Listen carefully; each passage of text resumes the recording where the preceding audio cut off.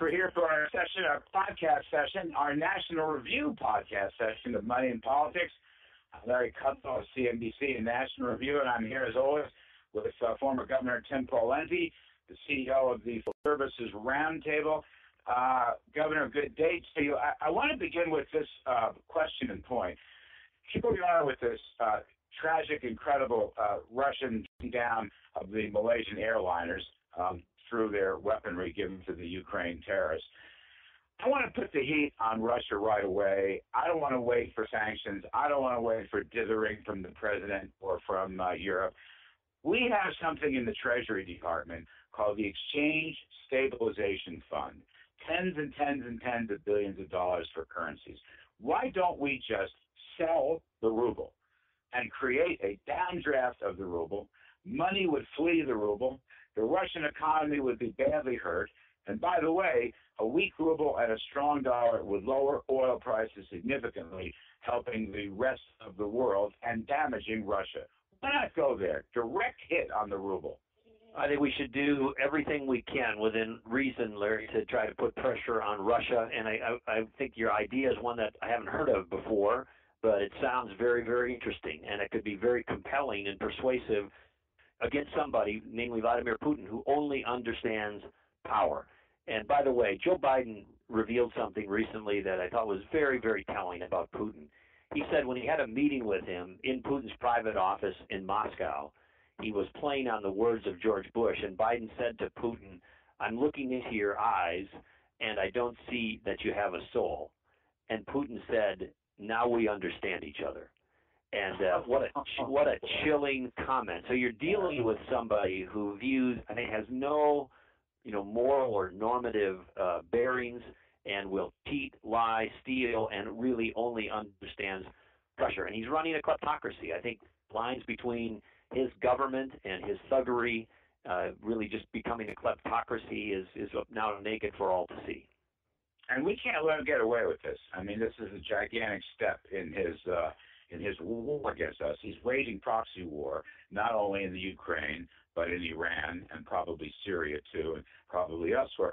So my point, just as a simple point, we can make use of currency policy to do some immediate damage to him. Now, it doesn't have to be, by the way, a gigantic campaign. We don't have to risk disrupting world currency markets, but a little bit would go a long way. It would be kind of a shot across the bow. And if we got some help from our European counterparts, it would be all the better. This, to me, is the kind of blunt action that Putin would understand. I agree. Well, the other thing, it's also consistent with a little bit of what he tried to do at some published accounts in the very depths of our financial crisis in 2008 period or so. Russia allegedly approached China about coordinating activities to roil further our bond market, Larry, which, if true, would give you another insight into Vladimir Putin's dastardly, mindset and motives. Yes, people are trying to say that the Chinese government will make loans to Russia. They might make loans to some Russian oil companies, but the Chinese have their own fish to fry. They're trying to make the Chinese yuan tradable throughout the world. They're not going to go to bat for Russia. They're not going to waste their resources on Russia right now. That's just not going to happen. So I'd like to see us be, financially bolder, because otherwise, Governor Pawlenty, we're going to have to wait. I'm all for sectoral sanctions on energy, where we should be exporting oil and gas. I'm sure you agree, to Europe and the Ukraine. And I'm also for financial sanctions.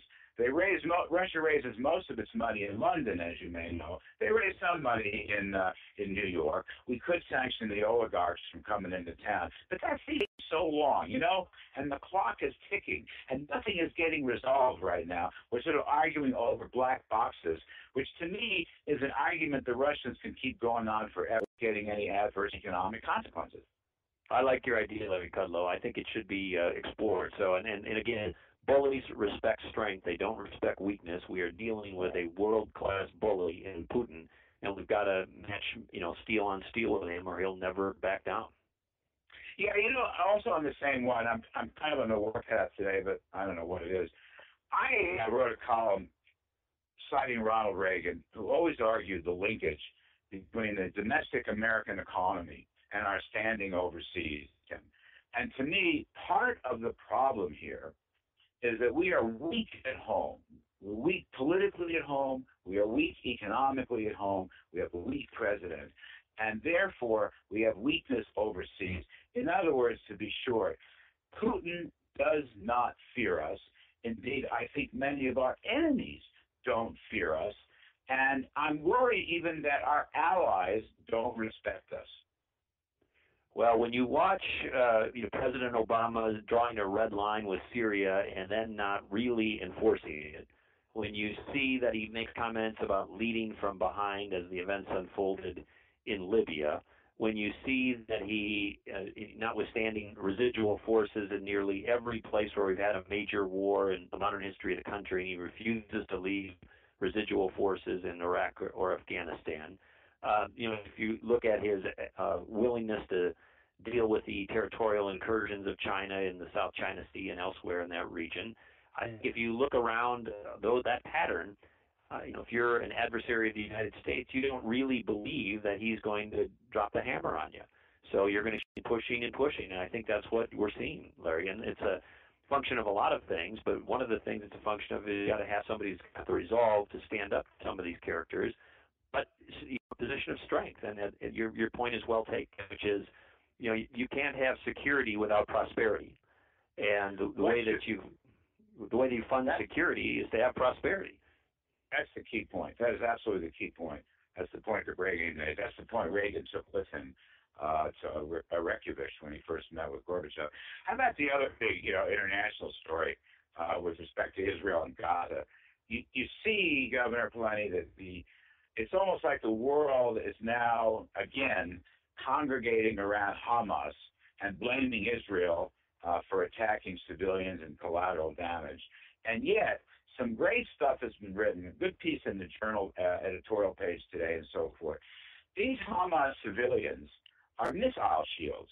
I mean, they're using men, women, and children in houses that are also housing missiles. And that these, the tunnels and caves are full of caves. And therefore, they're not really civilians. I mean, they're part of the terrorist activity. And yet it looks like we're going to stop Israel, or trying to stop Israel, from cleaning out Hamas the way Israel must in order to survive. Right. And I think for our listeners who perhaps haven't had the benefit and the honor of visiting Israel and seeing the region, it's such a small distance between Gaza and Jerusalem and other parts of Israel. A basic rule is your neighbors can't fire rockets continuously into your sovereign territory. And that's what Hamas has done from the Gaza Strip into Israel repeatedly. They were warned and warned and warned. They wouldn't stop. And then before Israel, retaliated, they gave warnings by phone, over the media, through other announcements to tell civilians to try to get out of the way to minimize civilian damage and casualty. But, of course, Hamas not only disregards that, but, in fact, their armaments in amongst civilians in a way to try to spin the story that, Israel's being irresponsible in their attacks. But, look, you cannot have your neighbor shelling you without responding. And I hope everybody sees this plain and clear that Israel basically wants to be left alone, and Hamas, via their launching pad of Gaza, just continues to send out these rockets. And Israel, of course, had to respond. And I hope they, in the process, get rid of as many of those tunnels. Somebody said on the news this morning, Larry, they're just mowing the grass, because as they mow down this effort by Hamas and delay them for another year or so, Hamas will rebuild and they'll probably do it again. But hopefully in the meantime there can be some good diplomatic work. Well, yeah, I know, you're right. And what do you make of, that's what Senator John Kerry, now Secretary of State John Kerry. So, on a hot mic he says, he calls the Israeli operation, quote, a hell of a pinpoint operation, end quote. That's mocking Israel. And Obama has made some pretty snide statements. Obama is always on the side of a ceasefire, even though the work by Israel has not yet been done. What is up with this? Why is it that this government, they're not the first time, why is it we always seem to take the wrong side of the issue? I don't know what explains that, but this administration has demonstrated a consistent skepticism towards certain Israeli policies and efforts and initiatives, I think undeservedly so. And it really raises the question whether there isn't some sort of, favoritism or bias in that regard as between the warring factions here. But in my view, Israel has the righteous case here. They did not initiate this. They were responding and trying to defend themselves. And to have Secretary Kerry say their attacks were not sufficiently pinpointed when they're dealing with an urban area where they're using civilians as shield, I don't think is a fair comment. As a former governor, let me switch topics because I think this is a really interesting situation. As a former governor, what do you think about Texas Governor Rick Perry just finally taking his own initiative and putting 1,000 National Guard, Texas National Guard troops on the border? You think he's right? Would the administration try to stop him? Yeah. Well, I think it's a terrific initiative, and it's something that should have been done, by the state or by the federal government long ago. And on a related note, Larry, the Washington Post has a series of articles out late yesterday and today indicating that President Obama and his administration knew of this problem before it fully materialized, the problem being the children being sent to the United States. And they, according to the Washington Post, ignored it. And so they had warning long ago. But again, we want to be generous. We want to have a good humanitarian people who are in need and hurting. But we have to have secure borders. We cannot allow it to be this porous and this out of control. And if the rule is anything goes, pretty soon it does. And so I applaud Governor Perry's efforts to try to reinforce the border. Should the Republicans in Congress make a deal with Obama? Now, Obama's request, whatever, $3.7 billion to deal with the border and related issues, seems almost all of it is going to sort of humanitarian, hospitals, institutions, rebuilding buildings. Almost nothing is in there, Tim, about border security. I guess the question I'm asking is, should the GOP come up with their own bill? Should they try to sit down with Obama and carve out a compromise deal? The clock is ticking. There's not a lot. When July expires, they're only going to have a couple of more legislative days before the election. What do you think the best Republican strategy is? Well, setting aside strategy, I just don't think, given the dynamics between the Congress and the president, that it's realistic that they're going to process any real big legislation between now and the election, Larry. So I wish they would, but they won't. The country does need comprehensive, thoughtful immigration reform that features securing the borders, fraud-proof, tamper-proof identity documents, a pathway to legal status, setting aside whether it's citizenship or just legal status, and then making sure that we encourage, high-tech, highly educated people who want to come here through H-1B visas being increased, and a number of other components. And people look at certain elements of that and say, look, that's reasonable. Go to the back of the line, pay a fine, all of that stuff. But this current political environment between at least now and the end of the year isn't going to produce that result. And it may take a different Congress and it may take a different president. So I basically about sensible reform. I always have. I think if you do it right, it is very pro-growth, by the way, helps the country. But, Governor, if they don't do anything, so we go into the midterm elections, the crisis is not solved. Maybe it's slower down at the border, but it's not solved. Who does that benefit politically? Can Obama say, I tried, but the Republicans are Dr. No? The Republicans say, look, we tried, but he shows no inclination to have any protection of the borders. How does that play out? I saw a Gallup poll. You may have seen it. Immigration is now the #1 issue. Well, I would say in the near term, it's going to continue to favor the Democrats because the disproportionate number or percentage of Hispanic and Latino voters support Democrats. But that doesn't mean that it's locked in that way forever. And keep in mind, Hispanic voters aren't monolithic, Larry. They of course care about immigration, but they also care about schools and public safety and health care and security and jobs and the economy.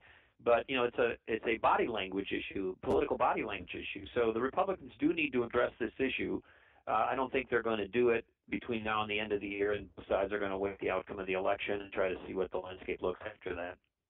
I really think they'll line up behind Perry. I mean, Perry basically is saying, you know what, you won't do anything, President Obama. You haven't done anything. You came down there. You wouldn't go to the border. You'd rather have hamburgers for lunch and all that stuff and go to fundraisers. We are taking matters into our own hands at the states. The states have many more Republican governors. just like economic growth with lower taxes and regulations, Republican governors know how to solve border security and the immigration fiasco. I mean, I think the GOP has got to make hay on this issue and, make it all the peace. Make it all the peace. It's just, to me, this is their opening, and they have to be very tough about it. Yeah, and I think you're going to see other Republican governors follow. So you'd see Jan Brewer in Arizona, and perhaps Susana Martinez in New Mexico consider this as an option as well. But we do need to secure the borders. I think that's one of the bipartisan principles, and I think, frankly, the Republicans have said they don't trust that the president will enforce the law, and that's a big stumbling block to a discussion about what happens after that. I think you run against Obamaism, Governor. Obamaism. He's bashing American businesses. The economy's recovery is the worst since World War II. He can't handle Europe. He can't handle Russia. He can't handle Syria. He can't handle Iran. He can't handle the border security. I call it Obamaism. Just run against it. He's got that time for a photo op playing pool in Denver, doesn't he? Don't you love that? I mean, no photo op at the border, but photo op at the pool hall. Yeah. All right. We'll leave it there. Former Minnesota Governor Tim Pawlenty, Financial Services Roundtable. Thank you, sir. This is our edition of Money in Politics. I'm Larry Kudlow, everyone. We will be back next week.